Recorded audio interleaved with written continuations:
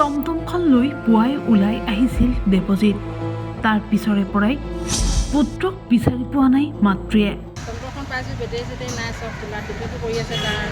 টমটমখনৰ কাষতে পৰি আছে দেৱজিতৰ কাপোৰ। পুত্ৰক বিচাৰি মাতৃৰ হাহাকাৰ।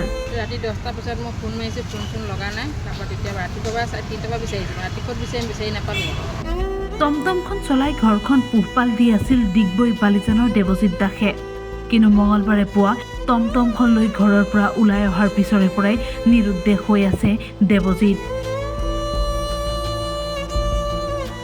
মাতৃয়ে নিশাৰে পৰাই বিচাৰ খোচাৰ কৰি আছে যদিও বৰ্তমানলৈকে কোনো সন্ধান লাভ কৰা নাই দেৱজিতৰ। পথৰ কাষতে পৰিত্যক্ত অৱস্থাত টমটমখন উদ্ধাৰ কৰাৰ লগতে টমটমখনৰ কাষতে পৰি আছে যুৱকজনৰ কাপোৰ।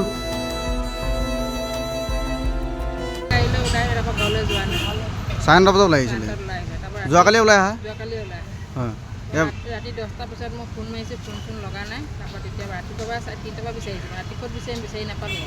এই খোজকাঢ়ি আহিছিলে নে এনেই আহিছিলে? কিবা গাড়ী চাড়ী লৈ আহিছিলে? টমটম লৈ আহিছিলে ন? টমটমখন পালে? টমটমখন পাইছোঁ, বেটেৰী নাই, চব খোলা টিকেটো কৰি আছে। তাৰ গাড়ী কাপোৰ চাপোৰ কৰি আছে, তাৰ কপিটো কৰি আছে, খোলা আছে। তাৰপৰা বেটেৰী নাই, 4টা বেটেৰী নতুন লগাইছোঁ। আজি এসপ্তাহ হোৱা নাই 4টা বেটেৰী। পুলিচক খবৰ দিলে নি? পুলিচক খবৰ দিলোঁ, তেওঁলোকে অহা নাই। এজাহাৰ দিছিলে? এজাহাৰ দি আহিছে। পুত্ৰক বিচাৰি এতিয়া মাতৃৰ হাহাকাৰ অৱস্থা।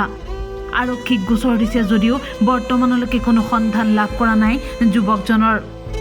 যুৱকজন নিৰুদ্দেশ হোৱা ঘটনাই এতিয়া চিন্তিত কৰিছে পৰিয়ালবৰ্গক। ডিগবৈৰ পৰা বিনোদ বাগৰাৰ ৰিপৰ্ট, টাইমিট।